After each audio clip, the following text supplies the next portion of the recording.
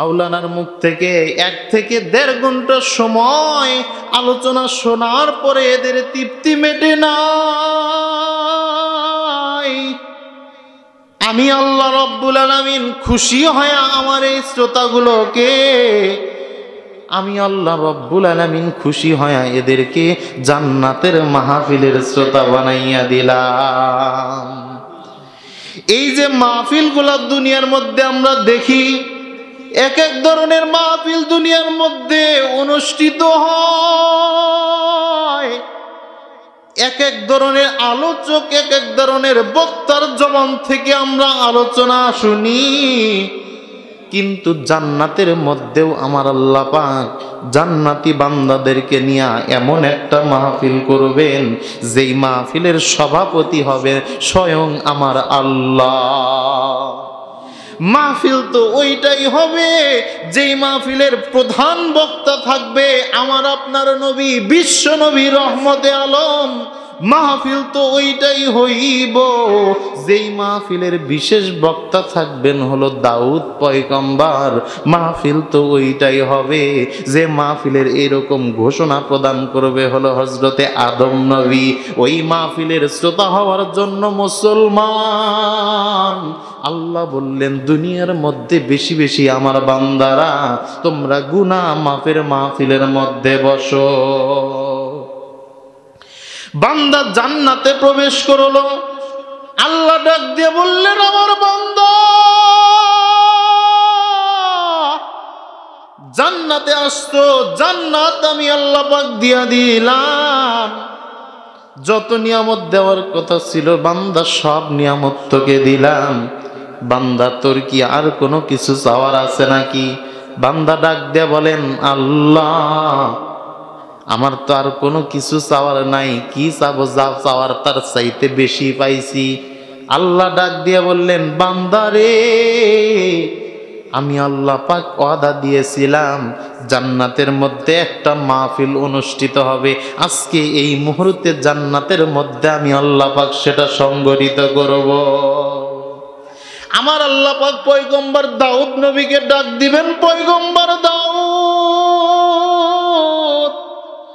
আপনার সুরলিত কণ্ঠ দিয়া জান্নাতের মাহফিলের মধ্যে আপনি একটু কোরআনে কারিমের তেলাওয়াত শোনাইয়া দেন। পয়গম্বর দাউদ নবী ডাক দিয়া বলবেন ও আসমান জমিনের মালিক আল্লাহ আমি তো কোরআনের তেলাওয়াত করতে জানি না। আল্লাহ ডাক দিয়ে বলবেন পয়গম্বর এই মুহূর্তে আপনি 30 পারা কোরআনের হাফেজ হইয়া যান। আল্লাহু আকবার। মাল্লামাতুত তানজিমুল তাফসীরের কিতাবের মধ্যে আসছে পয়গম্বর দাউদ নবী সাথে সাথে 30 পারা কোরআনের হাফেজ হইয়া যাবে। আল্লাহ ডাক দিয়ে বললেন পয়গম্বর দাউদ আপনার শরীরিত কণ্ঠ দিয়া এখন কোরআনের তেলাওয়াত শুনাইয়া দেন। পয়গম্বর দাউদ নবী যখন কোরআনের তেলাওয়াত শুরু করে দিবে বাবা ওই জান্নাতি শ্রোতারা হেলতে থাকবে, দুলতে থাকবে। 1 না 2 না 8000 বছর পর পর্যন্ত তারা কোরআনের স্মৃতিমধুর তেলাওয়াত শুনে বেহুশ হয়ে পড়ে থাকবে। 8000 বছর পর যখন হুঁশ ফিরে আসছে আল্লাহ ডাক দিয়ে বললেন ও আমার জান্নাতের মাহফিলের শ্রোতারা রে, দাউদ নবীর মুখ থেকে কোরআনে কারিমের তেলাওয়াত শোনাইলাম, বল তোদের তৃপ্তি মিটছে নি? ডাক দিয়ে বলবে আসমান জমিনের মালিক আল্লাহ আমার তো তৃপ্তি মেটে নাই, আমাদের তো তৃপ্তি মেটে নাই, তাহলে তোমরা এখন কি চাও? বলে আল্লাহ দুনিয়াতে যে নবীর উম্মত হইছিলাম শুধু মসজিদের বারান্দায় যায় কানতাম দমে আখের বখয়রম জামে মাকুল বকুল দমজিরে পায়ে মোস্তফা কুল। নবীকে দেখতে পারি নাই, আজকে জান্নাতের মাহফিলের মধ্যে বিশ্ব নবীকে দেখতে চাই। আল্লাহ ডাক দিয়ে বলবেন হাবিব আমার এই শ্রোতাগুলা হলো পুরাতন ফুলবাড়ি এলাকার শ্রোতা, 1 ঘন্টা 1.5 ঘন্টা সময় আলোচনা শোনার পরে এদের তৃপ্তি মেটে নাই। আমি আল্লাহ পাক খুশি হয়ে তাদেরকে জান্নাতের মাহফিলের শ্রোতা বানাইয়া দিলাম। আপনার সুরলিত কণ্ঠ দিয়া হাবিব আমার এই মুহূর্তে এই শ্রোতাগুলাকে জান্নাতের মাহফিলের মধ্যে আপনি কোরআনের তেলাওয়াত শোনায়া দেন। আল্লাহর নবী ডাক দিয়ে বলবেন, ও আসমান জমিনের মালিক আল্লাহ, আমি কোরআন শরীফের কোন জায়গায় থেকে তেলাওয়াত শোনাইয়া দেব? আল্লাহ ডাক দিয়ে বলবেন, হাবিব আমার, বন্ধু আমার, আপনি কোরআনের সূরা ইয়াসিনের তেলাওয়াতটা শোনাইয়া দেন।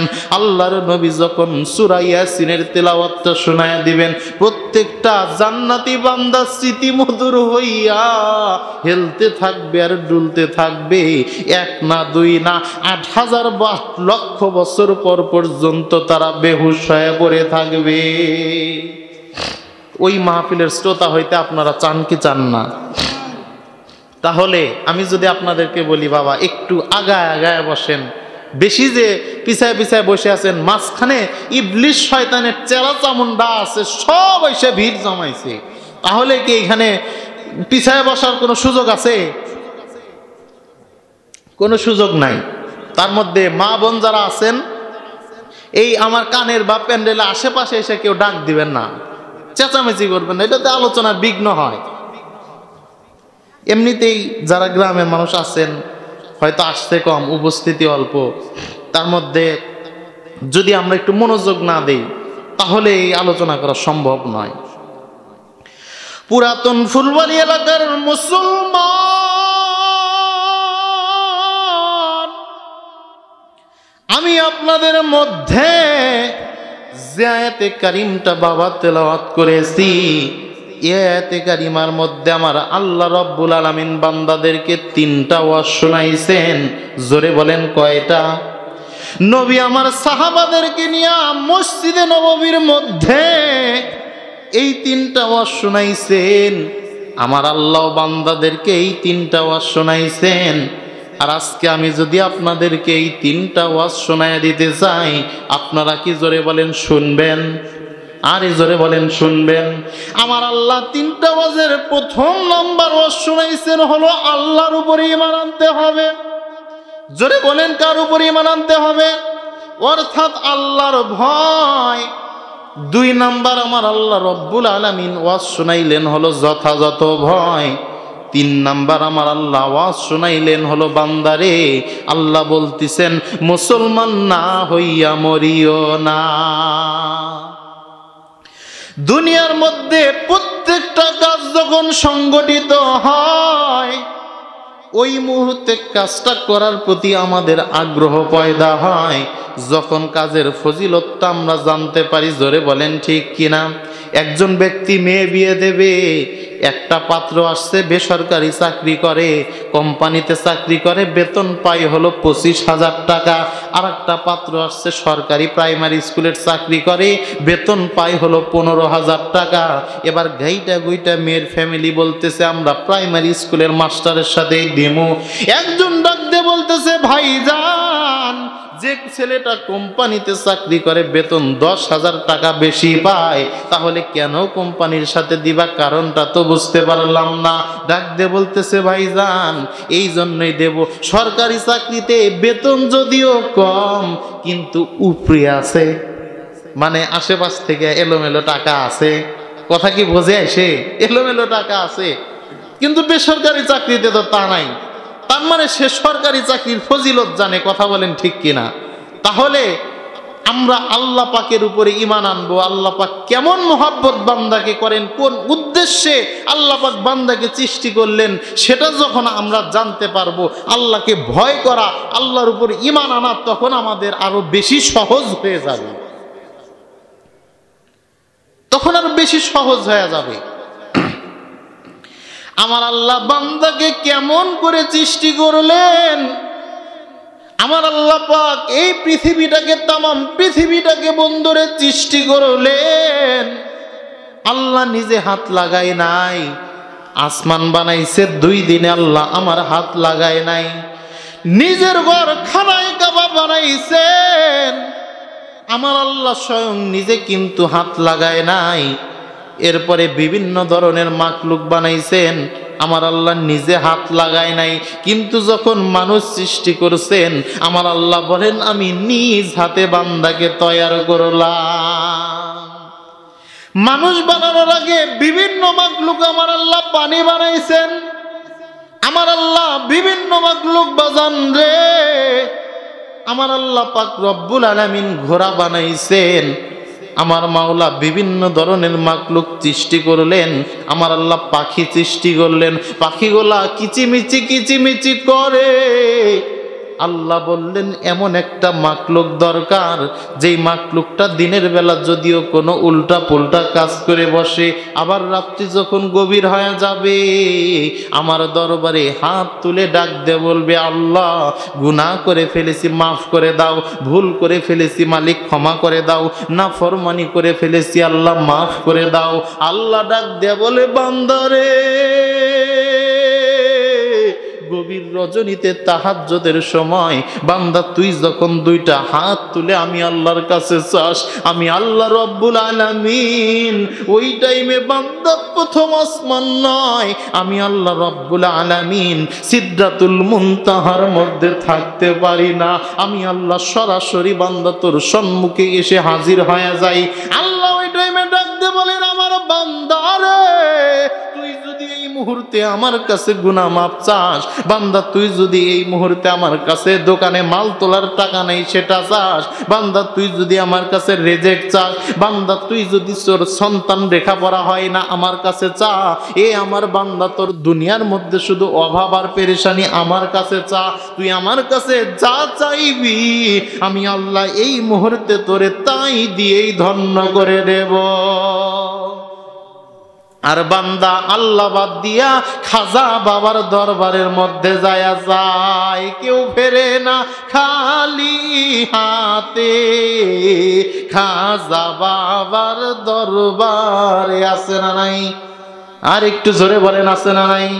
আল্লাহর বান্দা হইয়া আল্লাহ বাদ দিয়া মানুষের কাছে যায় চায়, মুসলমান জোরে বলেন তো দেখি এই ধরনের নাফরমান বান্দা আমাদের চতুর্দিকে আছে না নাই?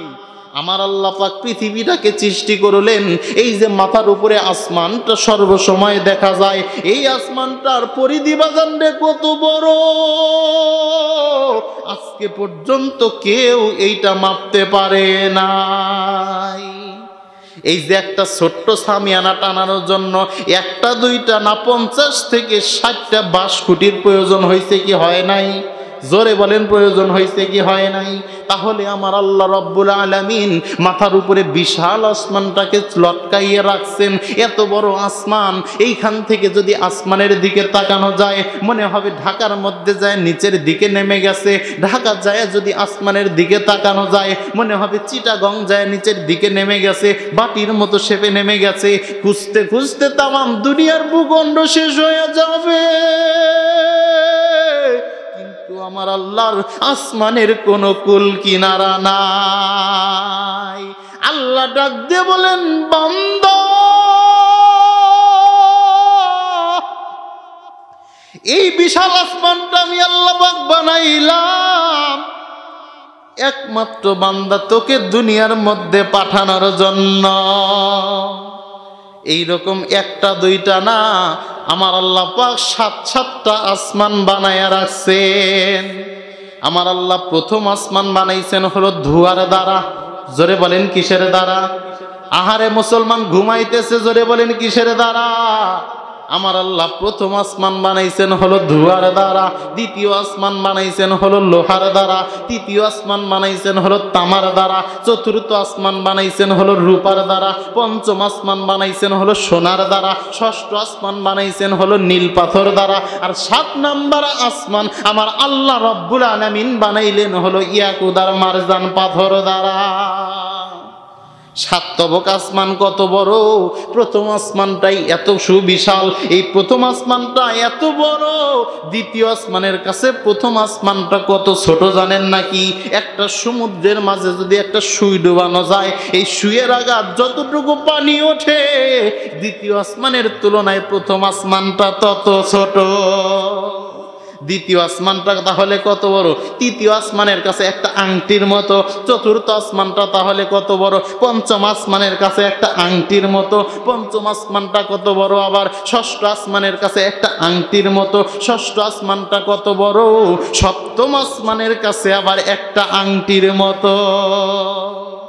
এই 7 তবক আসমান আল্লাহ পাক রব্বুল আলামিন তৈয়ার করলেন, 7 তবক জমিন সৃষ্টি করলেন। এরপরে আল্লাহ রব্বুল আলামিন মানুষকে দুনিয়াতে পাঠাইলেন। লা ইলাহা ইল্লাল্লাহ, জোরে লা ইলাহা ইল্লাল্লাহ, জোরে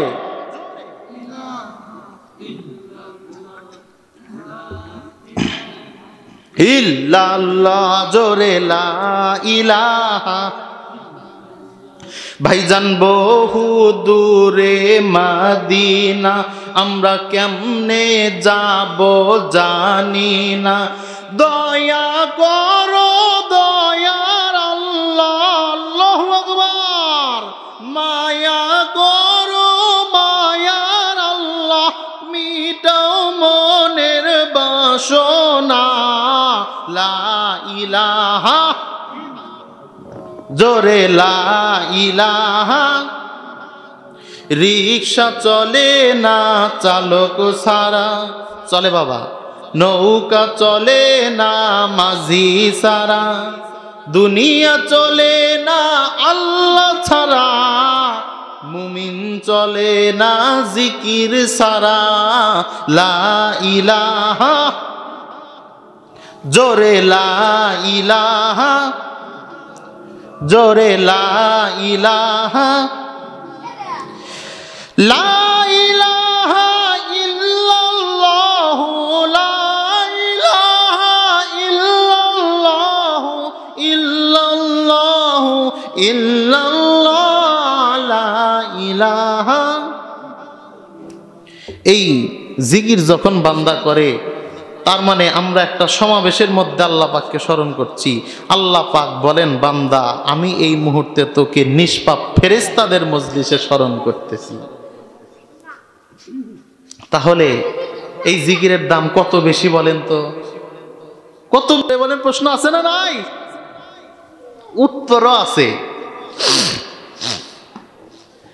আপনি এখান থেকে ঢাকা যাবেন, সর্বপ্রথম সিরাজগঞ্জ বাজার স্টেশন করিতলার মধ্যে যখন যাবেন, দেখবেন হেল্পার ডাকতেছে ঢাকা ঢাকা ঢাকা, কেউ বা আবার ডাকতেছে রাজশাহী রাজশাহী, কেউ বা আবার ডাকতেছে সিলেট সিলেট সিলেট। আপনি যদি হেল্পারকে ডাক দিয়ে বলেন, হেল্পার ভাই তুমি বাসের পাশার মধ্যে থাবড়াও আর বলো ঢাকা ঢাকা সিলেট সিলেট, কেন এই বাসের মধ্যে কি ঢাকা আছে নাকি? এই বাসের মধ্যে কি সিলেট আছে নাকি? এই বাসের মধ্যে রাজশাহী আছে নাকি? এই বাসের মধ্যে চট্টগ্রাম আছে নাকি? বলে এই বাসের মধ্যে তো রাজশাহী নাই, এই বাসের মধ্যে তো চট্টগ্রাম নাই, এই বাসের মধ্যে তো ঢাকা নাই। বলে ঢাকায় যদি না থাকে, রাজশাহী যদি না থাকে, তাহলে ঢাকা রাজশাহী সিলেট চট্টগ্রাম এইগুলা বলে কেন ডাকতেছো? প্রশ্ন আছে না নাই? এই প্রশ্ন যদি হেল্পারকে করেন, হেল্পার আপনার চেহারার দিকে একবার তাকাইবে, আর একবার ডাক দিয়ে বলবে, ভাইজান চেহারাটা দেখে মনে হয় ভদ্রলোক, কিন্তু দেখতেছি আস্তা ব্যাককেল। এই জায়গায় ঢাকা কেন থাকবে? রাজশাহী কেন থাকবে? সিলেট কেন থাকবে? এই জায়গার মধ্যে আমাদের কোম্পানির গাড়ি আছে, কোম্পানির বাস আছে। এই বাসের মধ্যে যদি তুমি আল্লাহর বান্দা চড়ো, তোমাকে আমরা ঢাকা নিয়ে নামাইয়া দেব, তোমাকে আমরা রাজশাহী নিয়ে নামাইয়া দেব, তোমাকে আমরা সিলেট নিয়ে নামাইয়া দেব। ওলামায়ে কেরাম ডাকতেছেন জান্নাতের বাগানে। আল্লাহর নবী বলতেছেন, উম্মত রে বেশি বেশি জান্নাতের ময়দানের মধ্যে বসো, ওলামায়ে কেরামের কথা শোনো, আমল করো। আমল নিয়ে যদি বাড়ি যাইতে পারো, আমার আল্লাহ পাক এখান থেকে ডাইরেক্ট জান্নাতে পৌঁছায়া দিবেন। আল্লাহু আকবার, লিল্লাহে তাকবীর, নারায়ে তাকবীর, লিল্লাহে তাকবীর। আওয়াজ ডাউন। আজকে আল্লাহু আকবারের আওয়াজ মুসলমান ডাউন করে ফেলাইছে। আপনারা কি আখিরি মোনাজাত পর্যন্ত থাকবেন বাবা, নাকি একটু পরে উঠে উঠে চলে যাবেন? কেউ বলতেছে মনে মনে যে না যাবো না, কারণ বাসনাপাতি তো কিছু পাচ্ছি, কিছু রান দিতেছে, মানে কিছু আছে। ওই বক্তার আকর্ষণে ঠিকই থাকবো, যাইব না। না, আমরা অবশ্যই আকর্ষণে বসি নাই, আমরা সবাই কোরআনের আকর্ষণে বসছি। বলেন আল্লাহু আকবার। তাহলে আপনারা সবাই বসছেন, সবাই আখিরি মোনাজাত করবেন, তার আগে কেউ যাবেন? আচ্ছা বলেন তো, তাহলে একটু পর পর উঠে উঠে কারা চলে যাবেন না থাকবেন? দেখি 2 হাত তুলে আমার আল্লাহকে দেখায় দেন তো। সবাই হাত তোলেন, সবাই হাত তোলেন। আল্লাহ আমাদের হাতগুলা কবুল করেন, জোরে বলেন আমিন। নারায়ে তাকবীর। আল কোরআনের আলো, কোরআন হাদিস যেখানে, নারায়ে তাকবীর। হাত নামান। কেউ বিরক্ত হলেন? আমার উপর তো কষ্ট পাইলেন না, বলে চাদর মোড়ে টোড়ে দিয়ে বসে চাচা হাত তোলাম, তো বিরক্তই তো হয়েছে। তাহলে আপনারা কষ্ট পাইতেছেন কে কে? আর উঠে যাবেন না, এখানে থাকবেন। কিন্তু বলেন তো, 2 হাত তুলে দেখেন তো কারা কারা একটু পরেই চলে যাবেন। ও চলে যাবো একটু পরে, মানে ও বোঝে নাই, ও জোশে তুলে ফেলাইছে। কথা বলেন ঠিক কিনা? 2 দলই রাইট, ঠিক আছে। মানে মেয়ে বিয়ে দিয়ে দিছে, বুঝছেন? এখন বিদায় দেওয়ার সময় শ্বশুর আব্বা গাড়িতে উঠায় দেওয়া পর্যন্ত জামাইয়ের পাশে পাশে যায় না? শ্বশুর যায়, শাশুড়ি যায়, পর্দা তো নাই, ফুবু শাশুড়ি যায়, শালা শালি সবই যায়। তো জামাইকে উঠায় দেওয়ার জন্য যখন গেছে, গাড়িতে উঠায় দেওয়ার পরে শ্বশুর এবার জামাইয়ের হাত ধরে বলতেছে, জামাই বাবা, আমার মেয়েটাকে আমি পালছি, কোনো দিন কোনো কষ্ট দেই নাই আব্বা, আমার মেয়েটা কোনোদিন আমি মারি নাই, কষ্ট দেই নাই, তুমিও যেন আমার মেয়েটা কোনোদিন কষ্ট দেও না জামাই। জামাই এবার কান্দার কয়, আব্বা আপনি চিন্তা করেন কে, আপনার মেয়ে কি আমার মেয়ে না? শ্বশুর বেক্কেল জামাই। তার মানে জামাই ওই টাইমে হুশে ছিল না, জামাই জোশে কথাটা বলছে। কথা বলেন ঠিক কিনা? আজকে আমরা ওয়াজ শুনি কিন্তু হুশে শুনি না, ওয়াজ জোশে শুনি। কিন্তু ওয়াজ শুনতে হবে হুশে, জোশে শোনা যাবে না। যে কথাগুলো শুনবেন আমলের নিয়তে শুনতে হবে, আমল নিয়েই আপনাকে আমাকে বাড়ি যাইতে হবে। কথা বলেন ঠিক কিনা? ও ফুলবাড়ি এলাকার বাবাজিরা রে, আজকে আমি আপনাদের মধ্যে যে কথাগুলা বাজান্নে শোনায় দিতে চাই, ওই দিক দিয়ে আপনাকে আমাকে অন্ধকার ভয়ঙ্কর কবর প্রতিদিন কিন্তু বাবা 1 বার না 2 বার না, ওই ভয়ঙ্কর কবর মুসলমান আপনাকে আমাকে দৈনিক 5 বার ডাকে। বাড়ির কাছেই রহমতগঞ্জ কবরস্থান। কত আল্লাহর বান্দা চলে গেল। আমার বয়স এখন 50 বছর।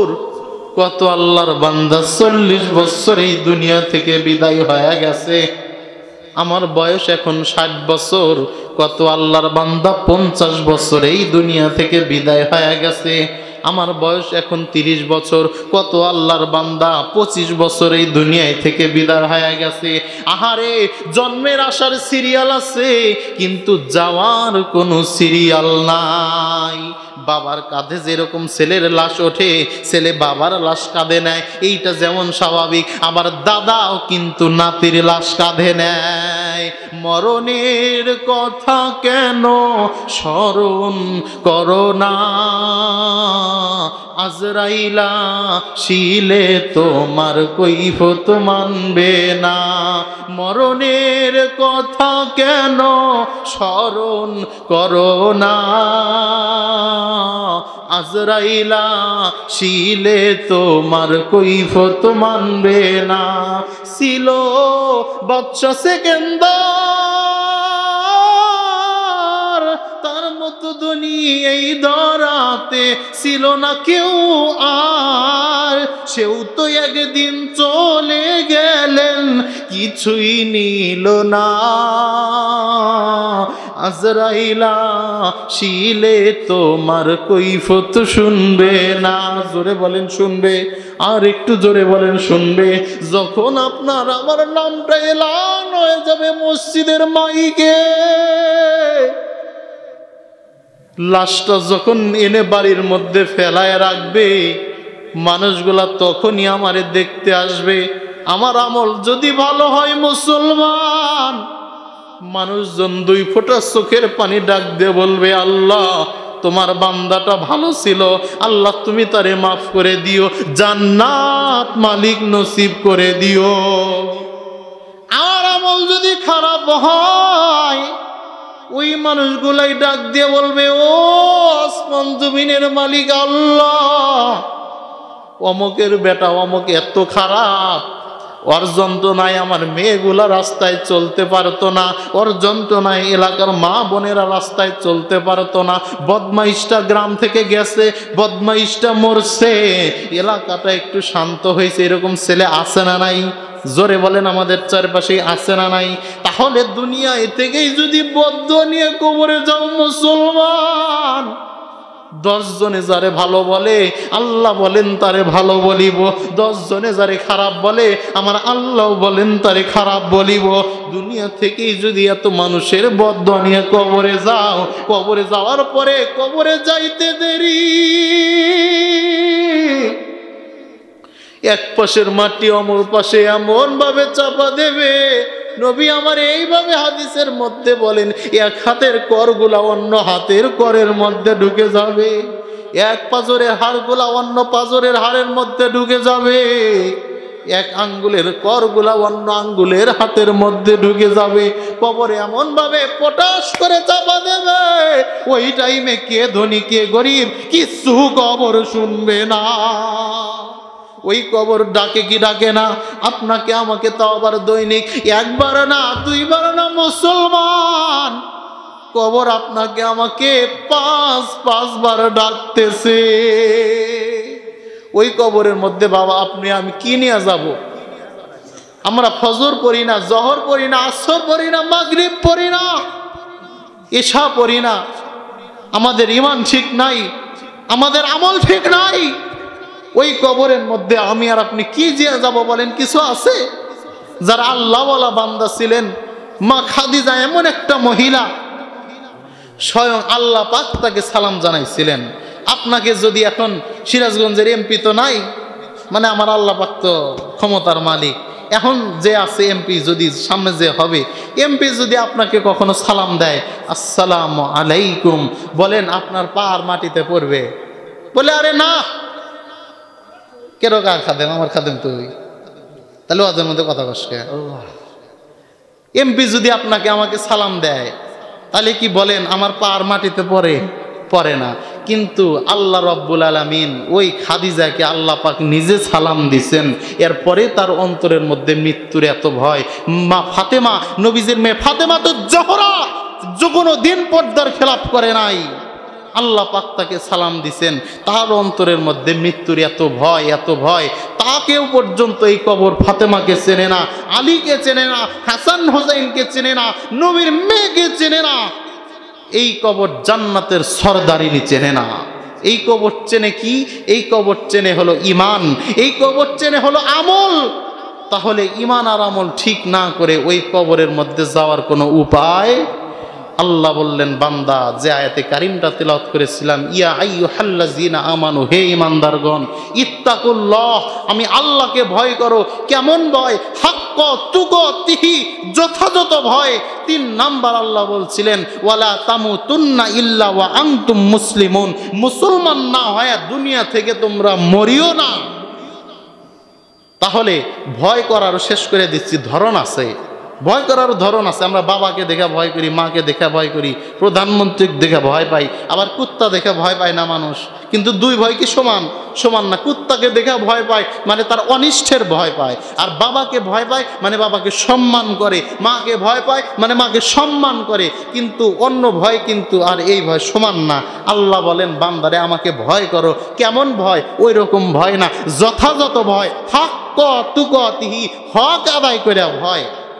এরপরে আল্লাহকেই বেশি ভয় করবো, আল্লাহকেই বেশি ভালোবাসবো। ওয়ালা তামুতুন্না ইল্লা ওয়া আনতুম মুসলিমুন, আল্লাহ বললেন মুসলমান না হয় তোমরা মরিও না। তাহলে মুসলমান হয়ে যদি আল্লাহকে যথাযথ ভয় করে মরতে পারি, আপনার আমার জীবনটা হবে সফল কাম। এটা হলো প্রকৃত সফল কাম। জোরে বলেন, এটা প্রকৃত কি? সফল কাম। আর আমরা সফল কাম বলতে কি বুঝি বলেন তো? ক্লাস 5 থেকে চোখে চোখে টিভি শুরু হয়ে গেল।